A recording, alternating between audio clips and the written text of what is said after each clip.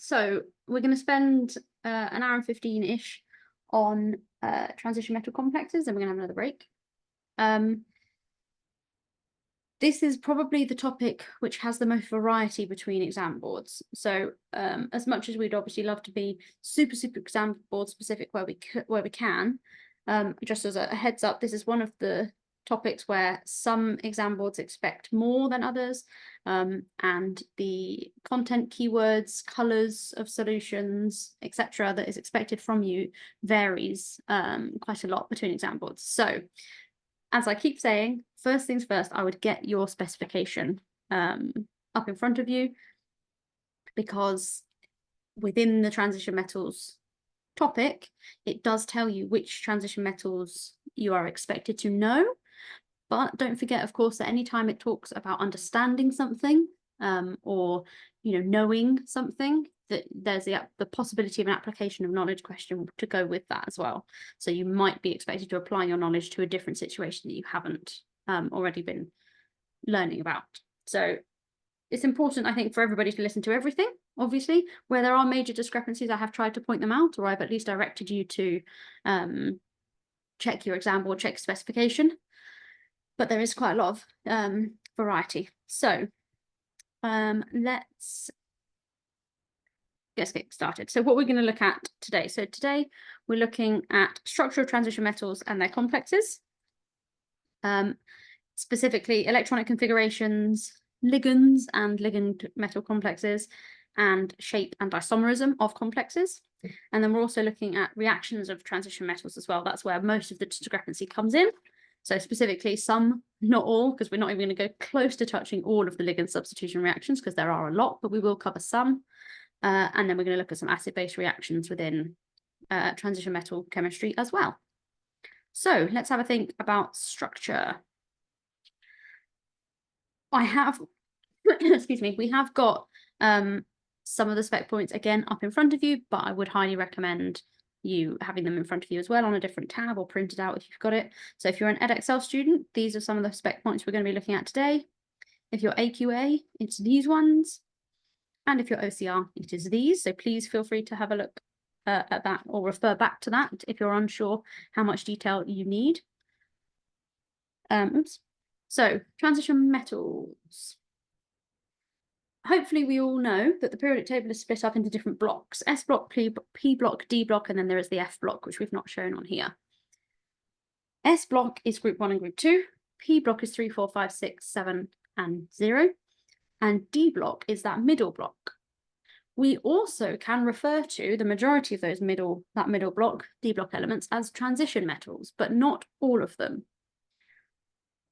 We're about to go through it, but just have a quick think. Why can we not define scandium or zinc? Or why can we not call them transition metals? They're still D block elements, but they're not transition metals, unlike the majority of the metals in the D block. Why not? Well, first thing we need to think about is the definition of a transition metal. A transition metal is a D block element that forms at least one stable ion with a partially filled d orbital. You can replace d orbital with d subshell if you want there, but d orbital is also technically correct. So transition metals are D block elements that form at least one stable ion with a partially filled d orbital. They need, in order to be called a transition metal, they need to have this stable ion that is stable with a partially filled d orbital. D orbitals can hold up to 10 electrons. There are 5, so that's incorrect. Sorry, that should say the d subshell can hold up to 10 electrons. A d orbital is an orbital is the place where 2 electrons can exist. So the d subshell can hold up to 10 electrons because it has 5 orbitals. Each orbital can hold 2 electrons, so that's a total of 10. So sorry, just change that on your notes if you need. Scandium and zinc are not transition metals because the only ion that scandium can form is Sc3+. And the only ion that zinc can form is Zn2+. So they can form stable ions. Why are they still not transition metals? Because they don't have a partially filled d orbital or a partially filled d subshell. Let's prove it to ourselves. Scandium, as an atom, has got 21 electrons. When it forms an Sc3 plus ion, how many electrons has it lost? Or what's happened to its electron configuration? It's only got 18, it's lost 3 electrons. If you were to fill in the electron configuration for, actually, let's change colour for that one. Let's do that in red. If you were to fill in the electron configuration for scandium, for a scandium atom, we would have, this is our 4s, this is 3d, we would have 4s2 3d1 would be scandium, 4s2 3d1. That's normal electron filling rule. So for the scandium atom is 4s2 3d1. For the ion 3d Sc3 plus, we lose those upper 3 electrons, the highest in energy. And in this case, the highest in energy is 1, 2, 3. The 2 from 4s and 1 from 3d. So our scandium ion has got no electrons in the 4s or 3d orbital. That means that it has an empty d subshell, or empty d orbital. It doesn't have a partially filled d orbital. It doesn't have a partially filled d subshell either. So it cannot be a transition metal. It does form a stable ion, but its stable ion, its only stable ion, does not have a partially filled d orbital or a partially filled d subshell. Zinc. What about zinc? Zinc has got, a zinc atom has got a total of 30 electrons. A zinc ion, Zn2 plus, has lost 2 electrons, so it will then have 28 electrons. Again, within zinc, the atom electron configuration should look something like this. That is what the zinc atom looks like. But when it loses 2 electrons to become a zinc ion, Zn2 plus, it loses its highest energy electrons, which once filled, the 4s orbital is higher in energy than 3d, so it loses the 4s orbital electrons, leaving it with a full d subshell. Again, not partially filled. Oops, I meant to write subshell there. Again, not partially filled. So it also cannot be a transition metal. Hopefully everyone is happy with that. Let's have a think about that 4s3d thing then, because that's a little bit confusing.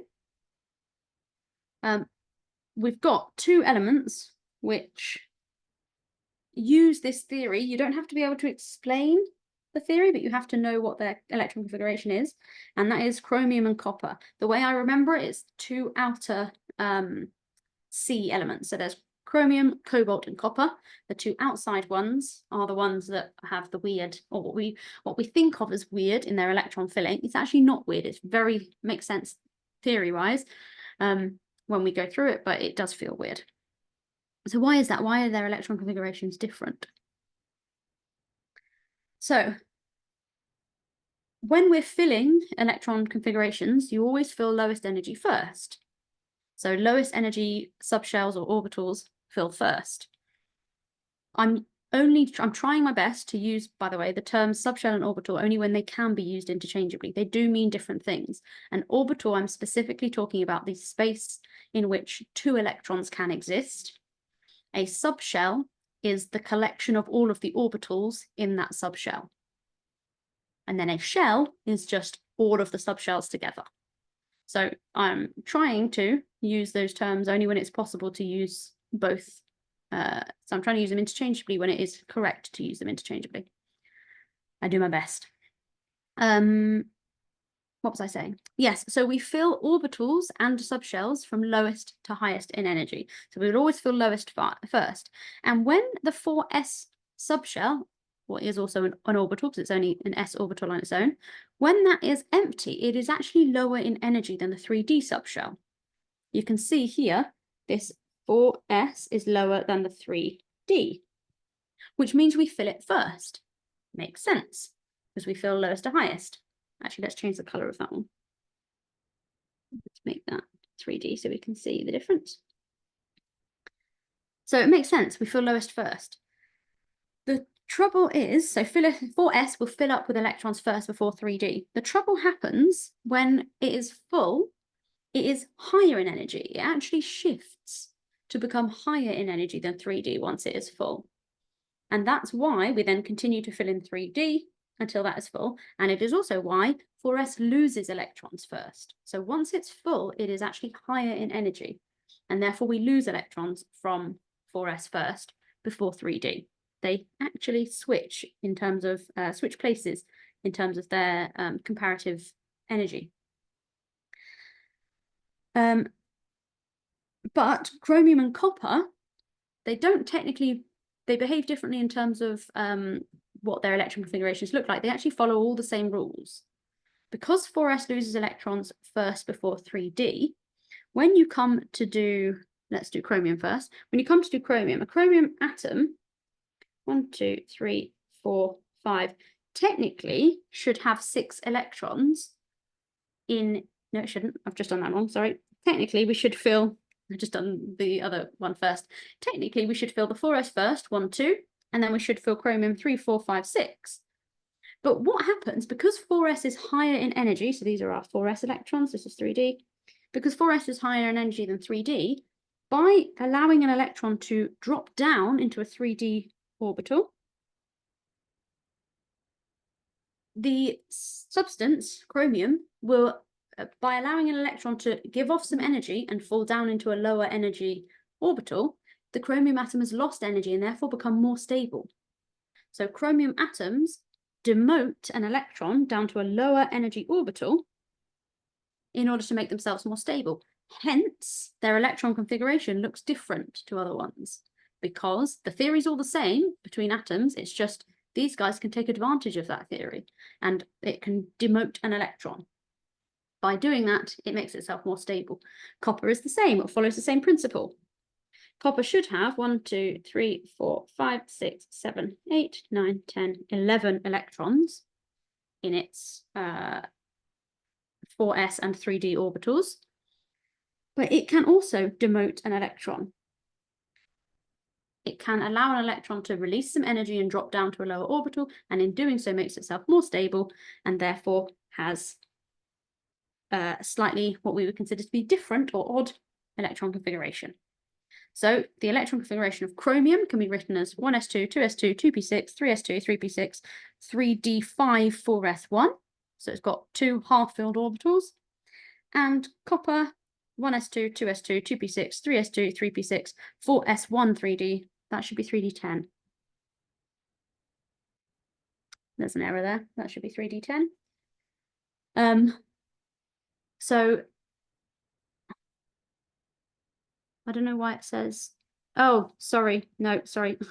I realised I've read that wrong. My fault. I read the box wrong. The electron configuration of chromium can either be written 3d5 4s1 or 4s1 3d5 is what they're saying. Sorry. It doesn't matter which order you write the end to shell / subshell denotions in. Technically, if it were me, I would be putting 4s first, then 3d5, because I like to write it in order of increasing energy. But if you want to write it in order of keeping shells together, then you might want to write 3d first and 4s. You will get a mark for either in an exam. They're both correct. Apologies, just to clarify, the electron configuration of copper would be 1s2, 2s2, 2p6, 3s2, 3p6, 4s1, 3d10 for copper. Okay, I think that's all I wanted to say. So I'm also just going to put that's empty. The empty 4s subshell is lower in energy than the 3D subshell. The full 4s subshell is higher in energy. Hence, it makes sense. You don't have to be able to explain this. You just need to be able to write the electron configuration for chromium, and copper and their ions. Okay, let's keep going. Just for the interest of time, because I know that I like to talk and there's a lot of content I want to talk through here, I'm going to miss out on doing this question. If we have time at the end, obviously we can come back to it. I very much doubt we will have time, but we can come back to it if we need to. The answers will be emailed out to you once you've filled in the form at the end of today. Once you've filled in the feedback form, sorry. Okay, so what are ligands? This is probably a word that you've never met before in your life until you did A2 chemistry. But a ligand and complex chemistry is, I mean, complex in terms of a complex and what a complex is, not complex as in hard, obviously. But ligands and complex chemistry is usually brand new to us, even though actually there's a lot of complex chemistry in our immediate environment. One of the examples, which we will look at briefly, is hemoglobin, for example, which obviously is a huge part of every human being and lots of other animals or versions of it in animals as well. So what are these? You do need to know definitions. They could ask you definitions. So definition of a complex ion is a metal ion surrounded by ligands that are attached or bonded through coordinate or dative covalent bonding. You can use either of those words. Your exam boards do prefer one over the other, so just have a quick flick to the bonding and structure part of the specification and see whether your specification calls it coordinate or dative.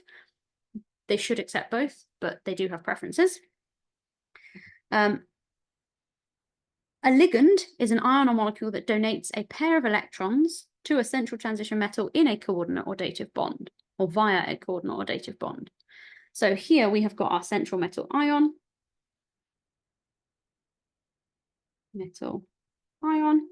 and here we have got 6 water ligands. And that makes up a complex. Central metal ion and the ligands around it. If we have a look at what this is going to look like, let's get blue. If we have a look at what this is going to look like, we have got our central metal copper and 6 waters. Now, technically, it is the oxygen that donates the lone pair of electrons to the bond. So I'm going to draw the oxygen pointing towards the central metal ion. And I'm going to draw my bonds as arrows because that's how we like to denote. Sorry, my pen's a little bit skewiff there. That's how we like to denote coordinate bonding. Oh no, I can't make this neat. I'm going to try and make it a bit neater. Right, that one's going that way. That one's going that way. That one's going that way. And that one's going that way. So water, water, water, water. Ooh, that was a bit funny. Let's try that again. Water, lone pair, lone pair, lone pair, lone pair. There we go. 6 water ligands surrounding a central metal ion. I'm going to do that one again because that looks a bit rubbish.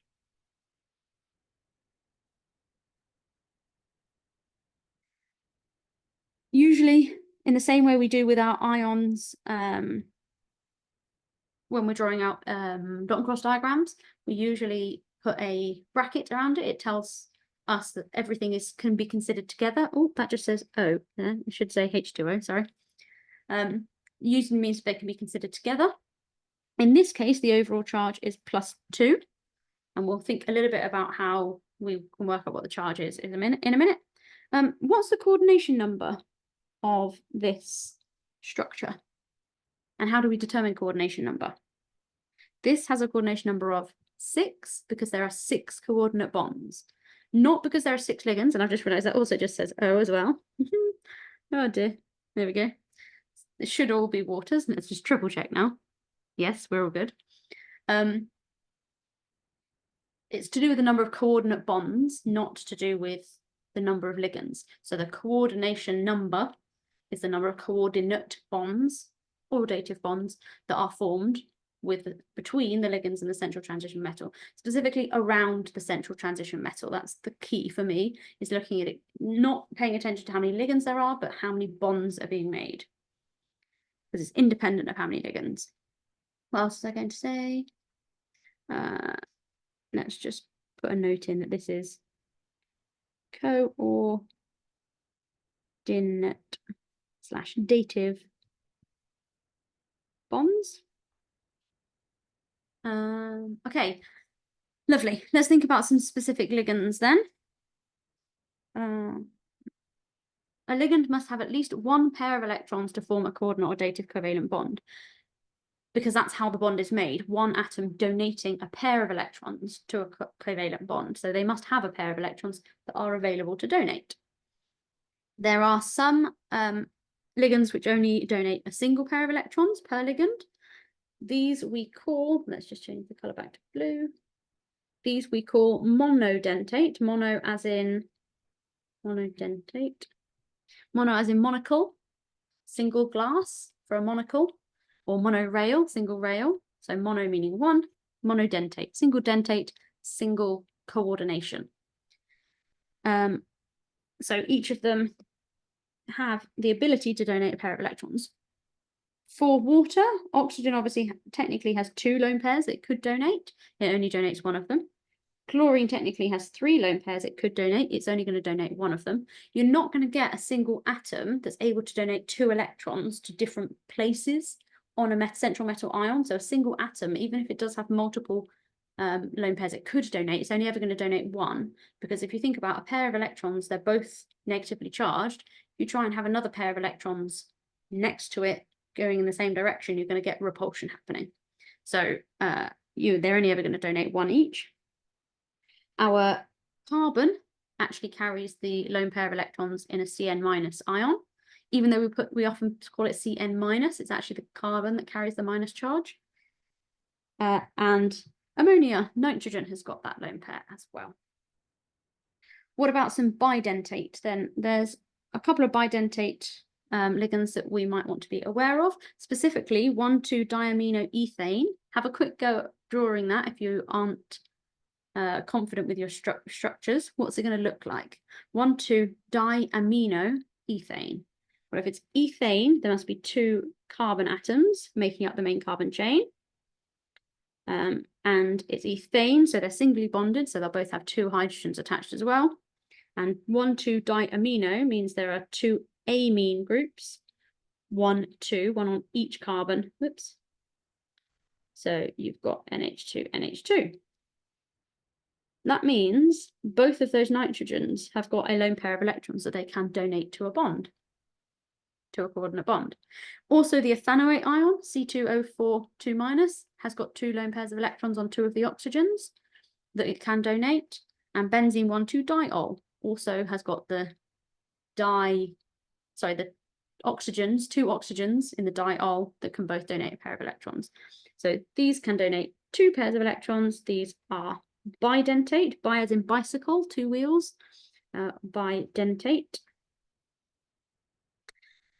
And finally, oh, there's a slight error there. That minus should be up the top. EDTA 4- should be up the top there. It's obviously formatting has meant it's fallen down. But EDTA 4- has got a 4- charge on it, but there are 6 pairs of electrons available to donate from it. So just have a quick look. Where are those pairs of electrons? Well, each one of these negatively charged oxygens has got a lone pair of electrons it's very willing to donate. And the nitrogens have got a lone pair of electrons they're willing to donate. So that's 6 pairs of electrons. Technically, there are more, but this is how EDTA will coordinate. And because there's more than 2 pairs, we can call this polydentate or multidentate. You will see it written as both, poly meaning many, like polymer, many monomers, or multi, as in multiple, multidentate. Polydentate or multidentate. Let's keep going. I think, yes. So ligands, multidentate ligands will replace monodentate ligands around transition metal ions due to this thing called the chelate effect. Now, I don't think it's named as the chelate effect in all specifications, but it is an entropic effect, and so technically everybody could be expected to understand it as a process because it's just entropy. It's an increase in entropy, okay? So although you may not have looked at this specifically, I think, and it's not specifically on the OCR specification, I would pay attention to it because it is still important and it is still something that you could be asked, I think. It's just you might be given a little bit more support with the context. So multidentate ligands will replace monodentate ligands and bidentate ligands as well, technically, around transition metal ions due to the chelate effect. What this is, for example, here we've got 6 monodentate ligands, and we can replace the 6 monodentate ligands with 3 bidentate ligands using the chelate effect. Our bidentate structure is going to be more stable than our, no, sorry, let me rephrase that. Our complex made up of bidentate ligands will be more stable than a complex made up of multidentate ligands. No, monodentate ligands. I'm really sorry, my words are getting caught in my mouth. And also you're going to get make sure I get it the right way around, an increase in entropy. And the world wants disorder. We tend towards disorder. More disorder equals more stability. Less disorder equals more instability. So we're tending towards stability and higher entropy and disorder. And that direction of the reaction has an increased entropy. Why? Why is there an increased entropy? Look at the number of molecules you've got. Here, we've got 4 total molecules. We've got our complex and 3 EN molecules. And then as a product, we've got 1, 4, 5, 6, 7 molecules. So there are more ways to arrange 7 molecules than there are 4 molecules, so it is more disordered. And this is called the chelate effect. The higher coordination numbers are entropically favored, and there's an increase in the number of arrangements of molecules in solution when monodentate ligands are released. We get more entropy, means that forward reaction is favored. It means these reactions happen favorably and what we're going to say easily. Was there anything else I wanted to say? Don't think so. Okay, let's keep going. We might as well just have a look at this one because it's a good way to consider our theory. This says, explain why a chloride ion is considered a ligand, but methane is not. How do we approach exam questions? First of all, let's think about the context. Context, I've seen ligand. If it's asking about ligands, it must be transitional metal complex topic. So that's the topic that my brain is focusing on now. The command word is explain. So I need to give a reason why. And then specifically, I'm giving a reason why chloride ion is considered a ligand, but methane isn't. Why can methane not act as a ligand? That's my direction. So what are our thoughts? Well, if we're not sure,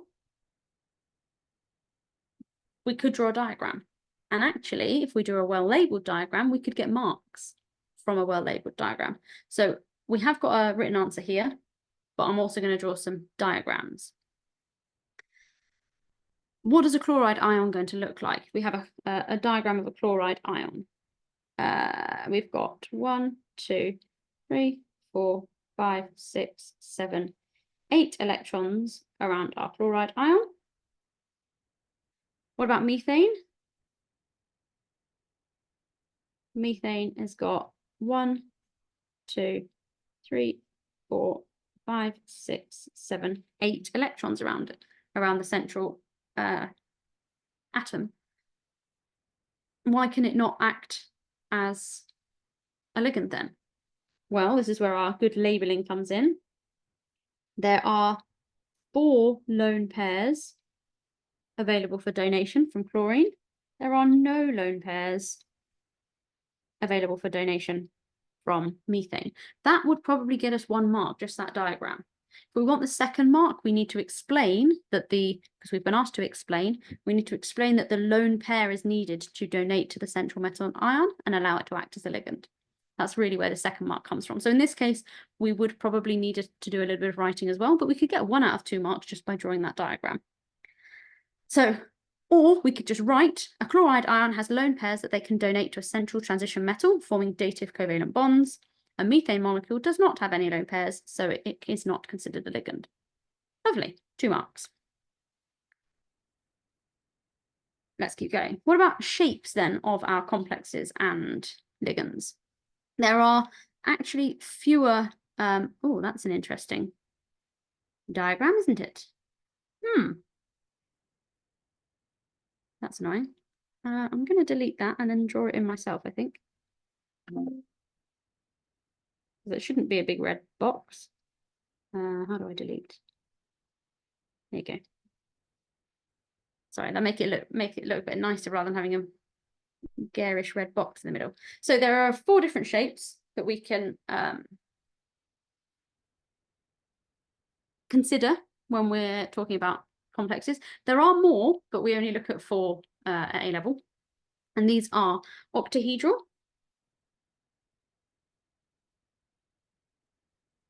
tetrahedral, square planar, and linear. Let's consider where these names come from. I'll draw in the tetrahedral and linear in a minute, but let's look at octahedral. Why is it called octahedral? Octopus has 4 legs, although actually are they called legs? Whatever, 4 appendages. Oct means 8. Oct is our prefix for 8. So an octagon is an 8-sided shape. So octahedral actually means 8-faced shape, but there's only 6 coordinations. So why is it called an 8-faced shape? It comes from, actually, let's do it in orange. It comes from the fact that if you were to join together the dots, as it were, if you join together the outside atoms of an octahedral shape, you end up with an 8-faced shape, an octahedral. So it's not to do with the number of coordinations to the center, it's to do with the shapes, the faces that is created from that shape. Same for when you're doing with normal molecules, like F6 or whatever. The meaning's the same. It's octahedral because it forms an 8-faced shape, like a diamond, basically. Square planar. Why is it called square planar?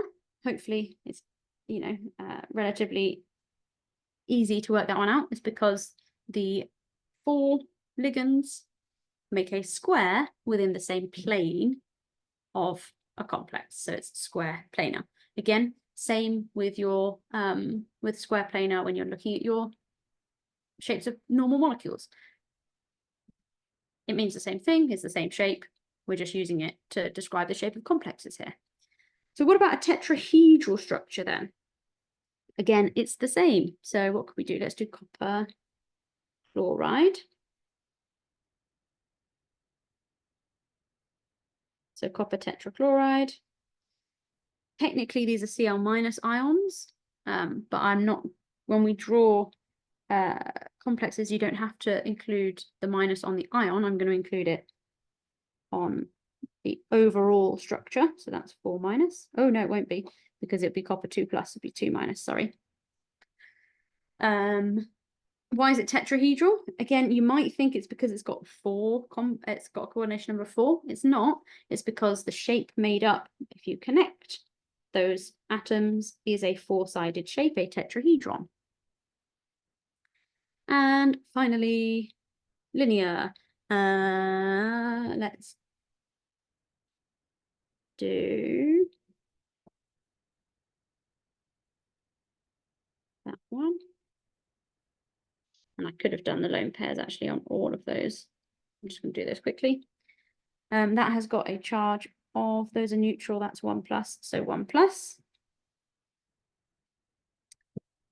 Again, linear because it makes a line. Hopefully that one's nice and easy. You do need to know bond angles, even though they're more likely to ask you bond angles for your simple molecules rather than complexes, but you do need to know them anyway, and they're the same.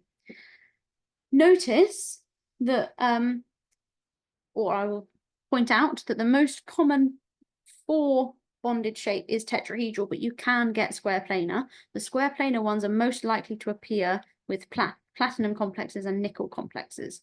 It's easier to remember the platinum because, as we'll look at in a second, cisplatin is square planar. And that's kind of easier to remember because it's this exciting anti-cancer drug, etc. But most platinum complexes and nickel complexes will be square planar. Everything else is tetrahedral.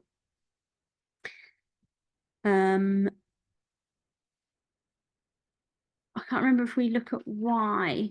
I might just mention it now and then I can mention it again later. Why would copper tetrachloride be tetrahedral and not octahedral? Why wouldn't we try and squeeze another 2 chloride ions around that central copper, do we think? Because we can fit 6 waters around a central metal ion, so why wouldn't we try to fit 6 chlorides? 2 reasons. 1, a chloride ion is huge, nice and big and bulky. Chlorides have got lots of electrons.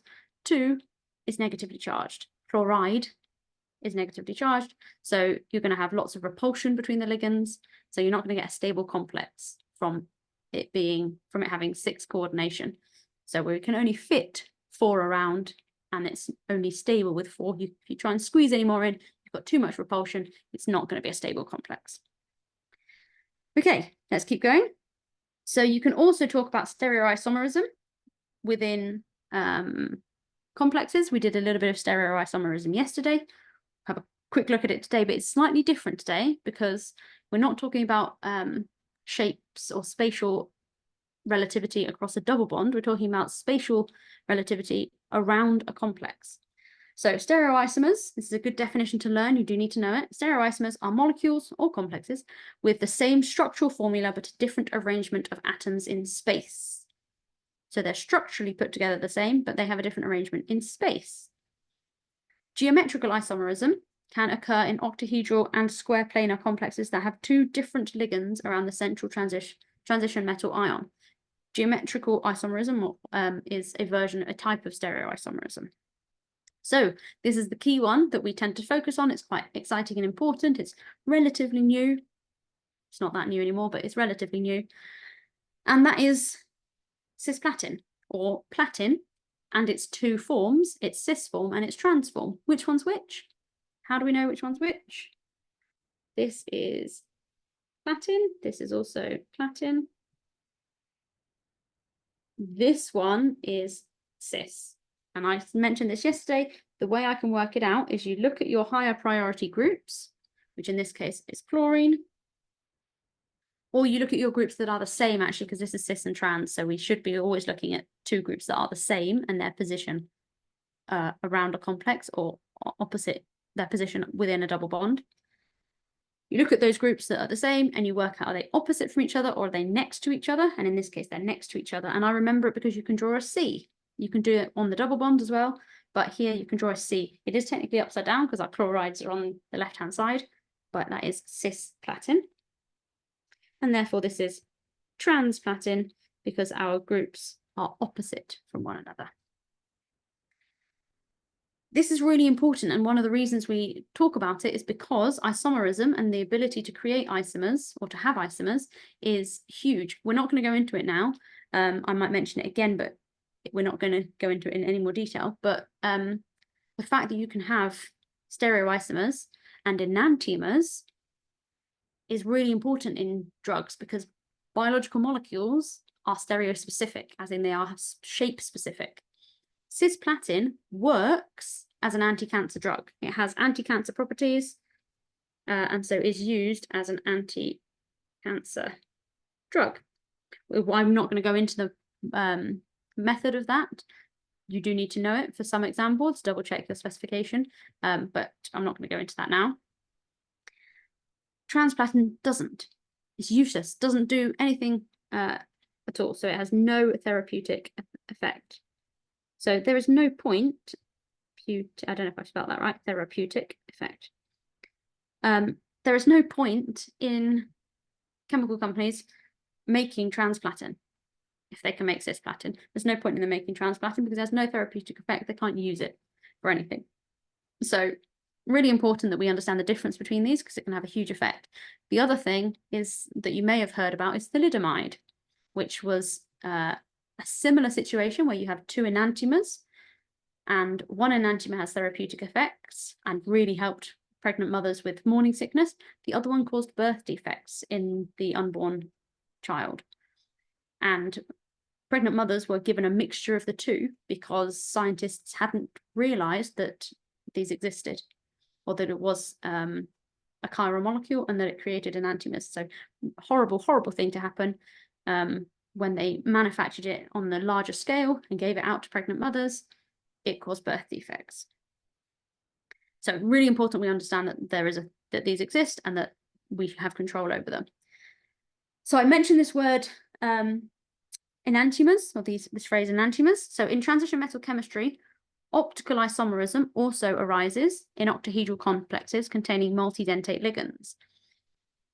We're not going to go into it, but just as a brief thing, you look at optical isomerism in terms of chiral molecules, usually within tetrahedral molecules when they're simple molecules, with thalidomide being an example of where it's very important to know the difference between your two enantiomers, your two different chiral molecules.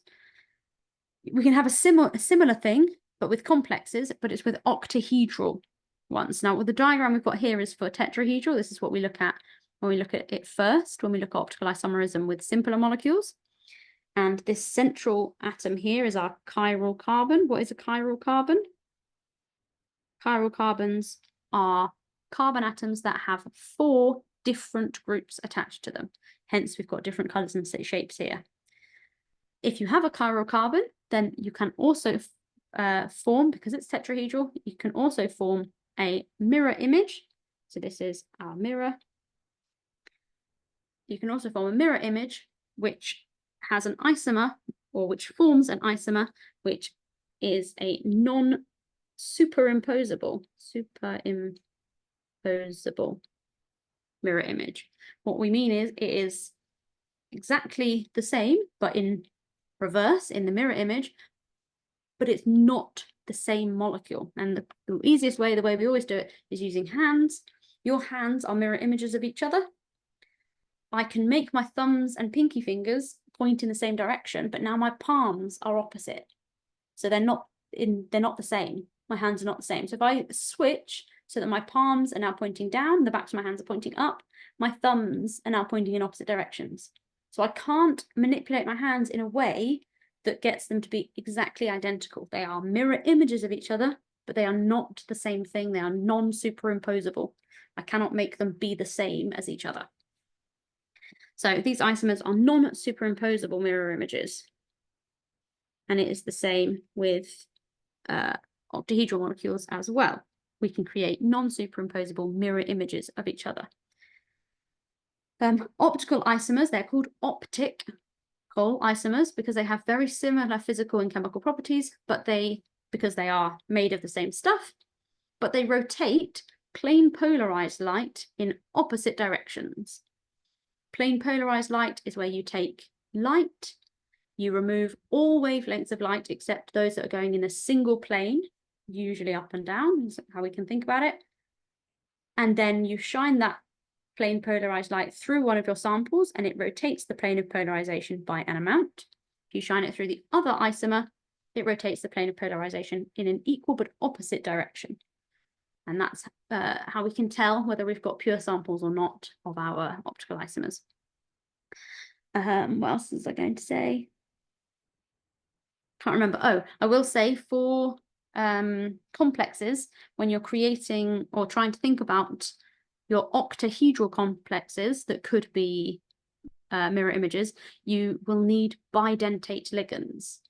If you have multidentate ligands, you just create the same molecule again, and you can they are superimposable mirror images, so it's just the same molecule. If you want to create a non-superimposable mirror image, you will need to use bidentate ligands, and therefore the bidentate nature means you can have the mirror images but be non-superimposable. We haven't got an example to show you though, I'm afraid. How are we doing for time? I need to speed up. Okay, let's keep going then. So I'm just going to skip through this question, because we are low on time. Again, we will send over the answers because there's a fair amount of talking that I want to do with these reactions. So before I do that, I'm going to take a drink. Don't forget, I will say again, we do have the messenger if you haven't used it and would like to, Facebook Messenger. If you message SnapRevise, or if you don't have Facebook Messenger, or you'd rather email, you can email seminartutor@snaprevise.co.uk just to get some support. Maybe you want extra advice, maybe you think I've misspoke and you just want to clarify. please do send a message in. Okay, so reactions of transition metals. Again, these are the spec points we're going to be covering. This is where there is a little bit of a variation, or considerably more of a variation. They are quite good.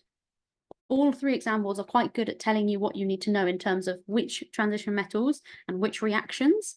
So again, get comfortable with your specification, have a read through and work out what are they looking for, and just make sure you're comfortable with everything that they've mentioned.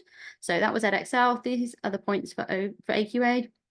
And these are the points for OCR. And again, as we mentioned at the beginning, just get comfortable with what it is you don't need to know as well. So if there are notes that say you don't need to know this one, or you're never going to be asked about this specific thing, make a note or just, highlight it so that you know what you don't need to know and you don't end up learning extra stuff. Okay, so ligand substitution reactions is one of the ways that ligands can interact.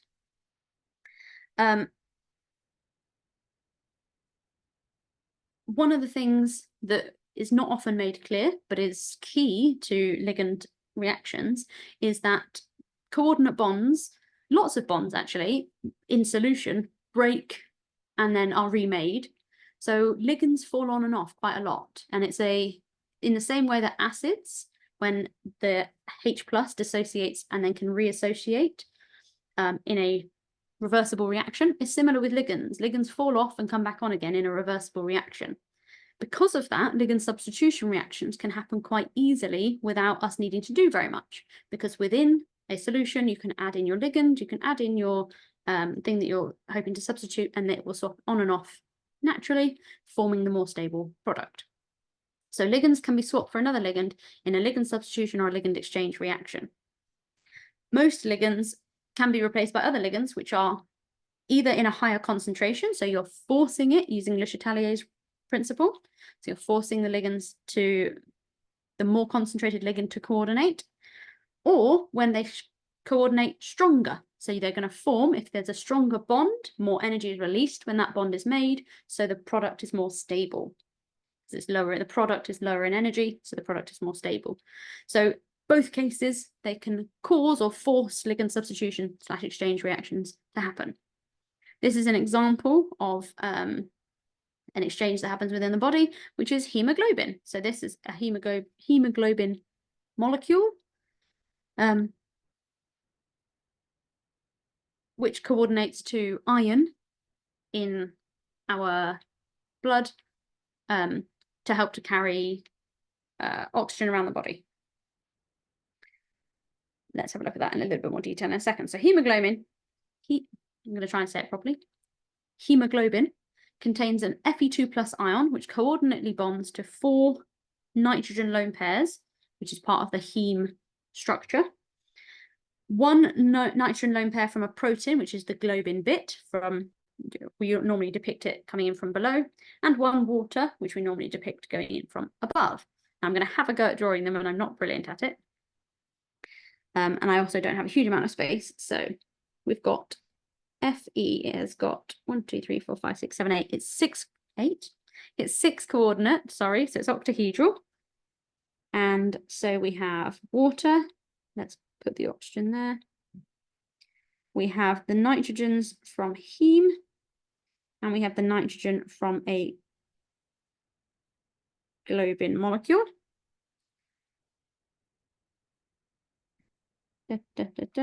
And I'm gonna just simplify the heme by a ring, because there's no way I'm drawing all of that out. You don't need to know this structure off by heart for chemistry anyway, so please don't panic. But you do need to understand how it coordinates so that you can explain it, or you could apply your knowledge to something else. So water coordinates to the iron. It takes up that space at the top of the octahedral shape. But when presented with a high concentration of oxygen, you can force oxygen to coordinate in there as well. Or instead, actually, I should say. And this is how oxygen is carried around the body. Same thing, that's the globin as well. And then that's the heme structure. There we go. It's not very neat, so apologies. Please feel free to just slightly neater version yourselves. So we can force oxygen, to coordinate and carry the oxygen around the body. When oxygen is given up, so the cells can respire, water can replace it, the hemoglobin can travel back around the body to the lungs to pick up some more oxygen, can carry on again, etc. So in high O2 concentration, the water molecule will be substituted for oxygen to be carried around the body where it's needed. It then falls off with the cells where it's needed, and water coordinates on and is carried back again.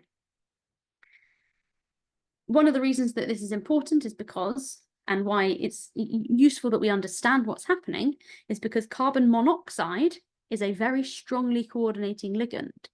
Because it's very strongly coordinating, you can get carbon monoxide poisoning if you breathe in lots of carbon monoxide, because it coordinates in place of oxygen. Instead of when the hemoglobin with the water comes back, the water falls off, the carbon monoxide can coordinate, but because it's such a strong bond, it doesn't come off again. And when it doesn't come off again, that hemoglobin is just traveling around the body with carbon monoxide in it, not oxygen.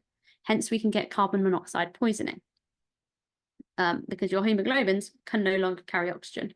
So it's really important that we understand all of this, because it's, how we understood, or how we can understand why we get carbon monoxide poisoning. So CO can coordinate strongly / permanently, which is what causes carbon monoxide poisoning. Okay, let's keep going, otherwise we're going to run out of time again. So some ligand substitution reactions. If water ligands are displaced or replaced by ligands of a similar size, for example, ammonia, then the coordination number and shape will stay the same. It does not change.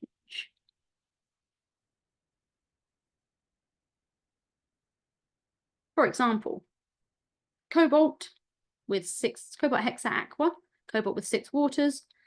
The waters can swap. There can be an exchange for 6 ammonia ligands. Ammonia, which is also neutral, a similar size to water. So we're going to continue with 6 coordinates. So you end up with cobalt hexa ammonia. Notice that there's a slight different color though. So you could pay attention to the color if you need to. Double check with your exam board if you do. Both of these are octahedral with a coordination number of 6. Coordination number of 6. However, if water ligands are displaced or replaced by ligands with a different size and charge, then the coordination number and shape can change, or does change. So we mentioned this already. Chlorides are big, bulky, and negatively charged. So you're not going to fit as many ligands around a central metal ion, and they're also going to be repulsive to each other. They're going to repel each other. So if you wanted to try and fit 6 around, it'd have to be a very unstable molecule, which takes a lot of energy. It means that molecule is going to be very high in energy and very unstable. So it's not going to happen. So instead, we only have 4 coordination. So it goes from being octahedral with a coordination number of 6 to tetrahedral with a coordination number of 4. And it's important you understand this and can write equations for these as well. Again, double check with your spec in your exam board website. OCR, I'm pretty sure definitely does. And I think it's Edexcel as well does definitely. But go double check in your exam board website. If you haven't already, go onto the exam board website, look at, there's often some sort of tab or section that's about student resources, teaching resources, learning resources, revision resources, something along those lines, because all of the exam boards have got extra resources that you can use if you haven't already, if you haven't found them. So some of them have synthesis maps, some of them have tables of colors that they expect from you for or reactions with transition metals. They have explanations of mass spectrometry. They have explanations of the maths that's expected from you, all of this sort of thing. So if you haven't already, head onto your exam board website and check out the resources that they've provided for you for free directly from the exam board, because obviously they are going to be useful. One of the things you can look for, is transition metal chemistry. Okay. Substitution can also, though, be partial. So we don't have to have full substitution. The reason, you don't have to be able to explain it, you just need to know that it happens, unfortunately. So the reason is to do with the energy of the end product. You're unlikely to get another two substitutions, to get CuNH6 unless you force it to happen, which you can force it to happen, but you can get partial substitutions. It would just be because this species that's formed here, the dark blue species, is more stable and therefore lower in energy. So it's only going to form that one rather than having to give itself more energy or get energy from somewhere to go any further. So this would be, again, octahedral to octahedral. Still got a coordination number of 6.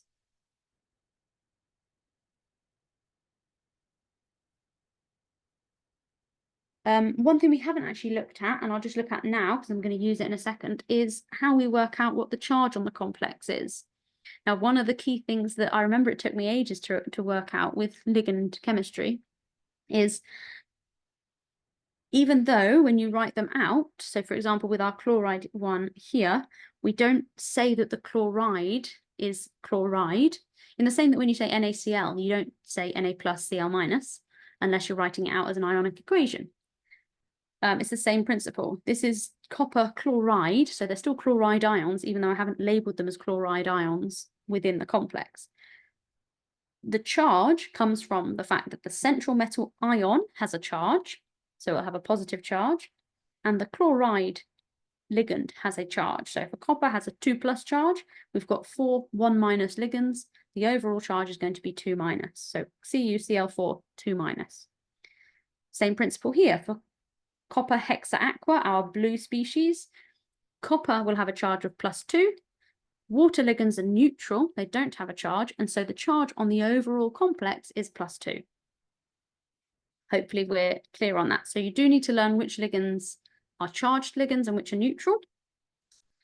But the reason we're adding this in, it's not technically a ligand substitution reaction. So I'm just going to draw like a little bit of a line there. But when only a small amount of ammonia is added, and also this is the same sort of chemistry as with hydroxide, but we're not talking about hydroxide today, you don't actually get a ligand substitution reaction, you get an acid-base reaction. And the acid-base comes from the fact that ammonia and hydroxide can act as base. They can act as a proton acceptor. That's the Bronsted-Lowry definition of a base, a proton acceptor. Let's just add that in, proton or H+ acceptor.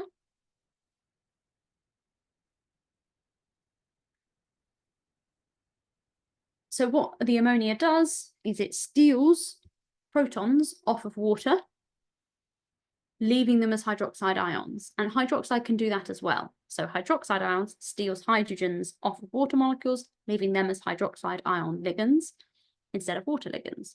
The same thing happens here. This happens when you have a small amount of ammonia. So it acts as a base first, as it were. And then when you continue to add ammonia, it then does a substitution. So it acts as an acid-base reaction first and then does a substitution. What else was I going to say? Oh, yes. Why does it only do it twice, though? Why have we ended up with, and actually let's not circle that, with only 2 hydroxides? So we've only had 2 protons removed from 2 water molecules to leave 2 hydroxide ion ligands, and we've still got 4 water molecules left. Why has it only happened twice? Think about what's causing the reaction to happen, or what can cause the reaction to happen. This is coming out as a solid. It's a precipitate.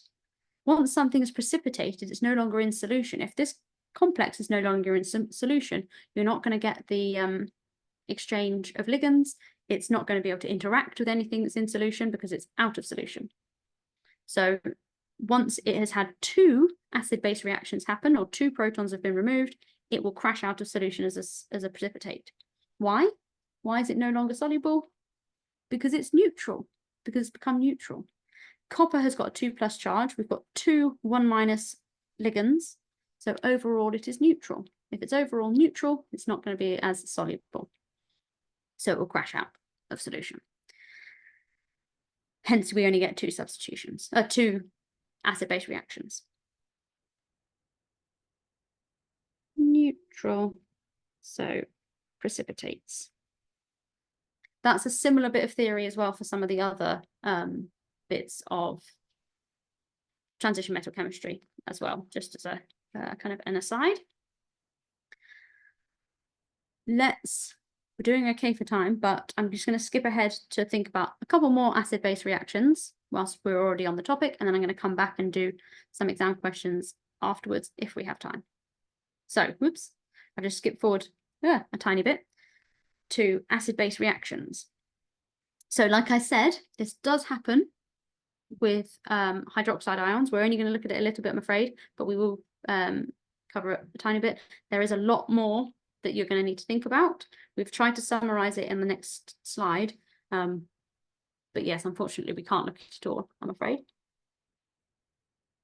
But we've done our best to cover as much as possible in the short time. So yes, hydroxide ions can also act as bases in acid-base reactions. Definition of a Bronsted-Lowry base is a proton acceptor. So it's accepting protons, H+, from water molecules.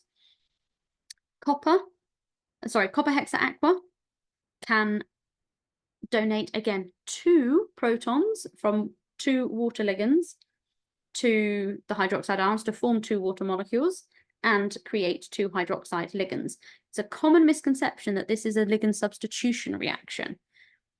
It's kind of obvious why it's a common misconception, because it looks like you've taken 2 waters off and you've put 2 hydroxides on, but that's not the case. It is an acid-base reaction. The hydroxides haven't swapped on, they have removed protons from water molecules that are already on the ligand, that are already on the complex, sorry. Again, we only get 2 substitutions in this case because we started with a copper 2+ ion. So once you've removed 2 protons, you've got 2 hydroxide ligands. So the overall complex is neutral, has no overall charge because it's got copper 2+ and 2 1- ligands. So no overall charge. So it will crash out of solution. It will precipitate out. It will no longer be as soluble, so it will come out of solution. And that's why it only goes that far. Again, we can force it to go further, but that is the kind of the first step in the reaction that will happen naturally, as it were, that will happen readily. What else do I want to say? Can't remember. So these acid-base reactions are reversible. So they can be termed, or the species in them, sorry, can be termed amphoteric. What does that word amphoteric mean? No, amphoteric. Amphoteric means can act as both an acid and a base. So this central species here, we can force it to go on further to donate protons, i.e. acting as an acid, or we can force it back again to hexaaqua, where it can have accepted protons. So that species, for example, can be amphoteric because we can force it to go in both directions. We can force it to act as both an acid and a base. And as we mentioned previously, this same reaction is observed on the careful addition of ammonia. We've already looked at this though, so it can act as a base, remove protons to form the product. Okay, there was something else I was going to mention there, but I can't remember what it was.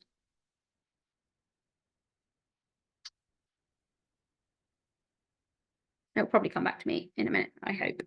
Okay, so transitional metal complexes reacting with aqueous sodium hydroxide, i.e. the OH- ion, or aqueous ammonia, both whether acting as bases or then going further on to act as a substitution reaction, can form coloured precipitates.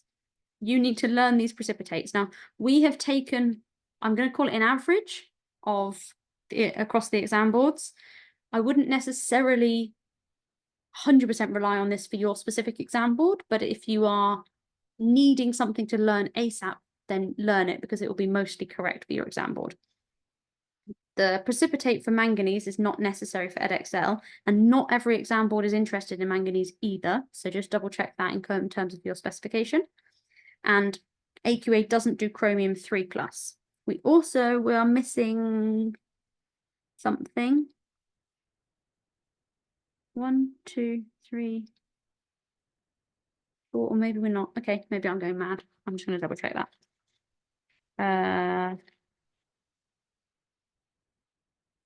Chromium, iron, cobalt. Yes, we're missing cobalt colors. I thought we were.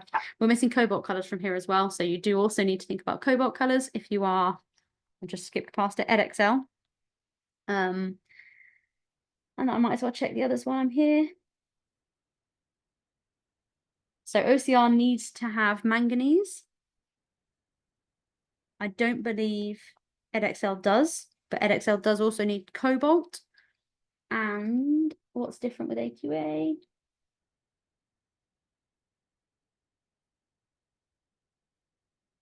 I don't think AQA needs manganese either, but again, it's worth checking when you've got a little bit more time than I have. So yes, check your exam board website, check your specification to make sure you've got different coloured, you know which colour precipitates is expected from you for your exam board.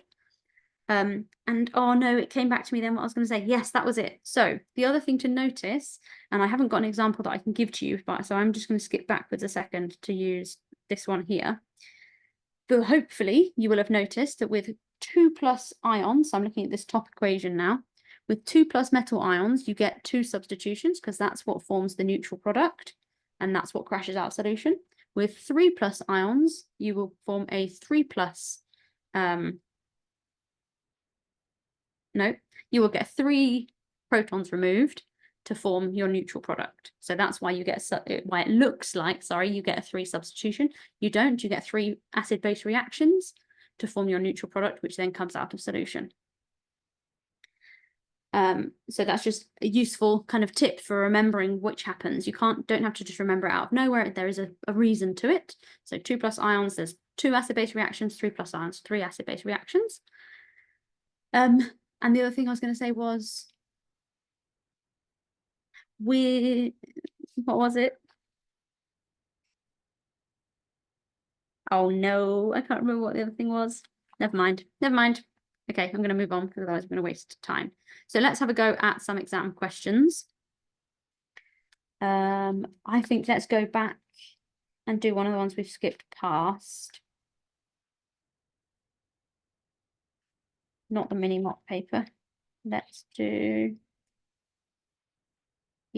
back and do one of the exemplar exam questions that we've skipped past. So I'm just going back a little bit. We might as well have a go at this one. When am I stopping? In 7 minutes. Okay. 6 minutes. 5 minutes. Great. Okay. Let's have a go at this one. This is question 4. It's a short answer question. Have I gone to the beginning of it? No, I haven't. Well, that's good. Let's go to the beginning of it. Sorry, question 4. Part A says an excess of KCN is added to a solution of cobalt hexaaqua 2+ ions. Cobalt hexaaqua 2+ exists as an octahedral complex. Lovely. I should know that, but they've given me the information anyway. Using the table, state the coordination number and shape of the complex ion formed and explain why it's formed. So, context.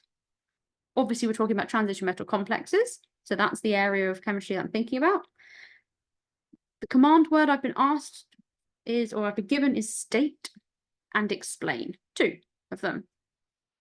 State and explain.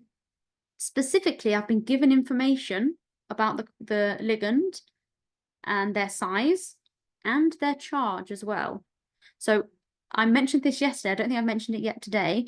One of the things which, again, it comes to practice, and I know it's easier said than done, but one of the things you can do when reading through past paper questions or when you're attempting past paper questions is you can try and think, and I know it's easier when you know your content better, but you can think, why are they asking this question? Why have they put in 2 ligands with slightly different sizes, not massively different sizes though, but that have got different charges on them? Why have they asked me this question? They're obviously looking for me to recognize something, and I can see already that I think they're looking for me to recognize that there is a slight difference in size, not massive, but there is a difference in charge. So I haven't looked at the answer. I haven't even thought about what the answer could be yet, I'm just thinking, why are they asking me this question? Because it's helping to guide me towards an answer. And again, I know it's easier said than done.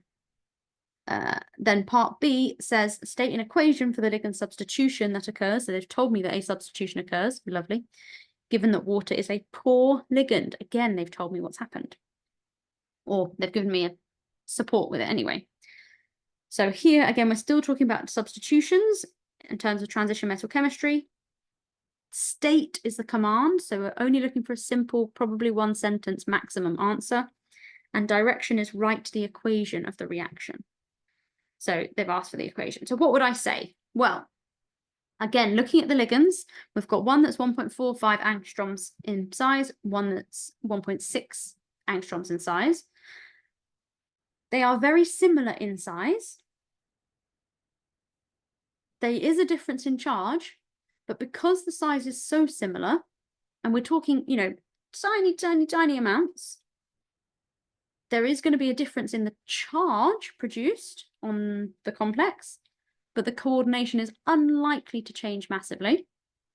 I know that there has been a substitution reaction happen, so I'm thinking how much of a substitution is likely to have happened.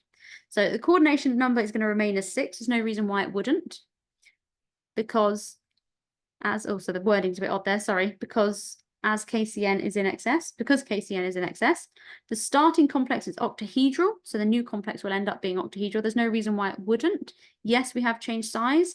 Yes, we have got a charged ligand now, but the difference in size is not enough for this to have an impact. With chloride is huge and negative. There's loads of electrons in chloride, and it's just a big bulky negative ligand. With Cn-, the negative charge is only carried on the carbon, not on the nitrogen. Carbon is not a massive atom, so although it is negatively charged, it's not going to be as bulky as a chloride ion would be. Where did I get to? This is because water and Cn- are similar in size, so the coordination number and shape is not going to change. State an equation. The equation would therefore stay as 6 coordinate and would push all the way through. Again, double check your charges. If you're not sure what, something just changed on my screen then. I don't know what it was. Never mind. Hopefully it was nothing major. Oh, I've lost my train of thought, sorry. Oh yes, if you're not sure what the charge on the metal ion is, you can always work it out using complexes. You just do the reverse of what we were doing earlier.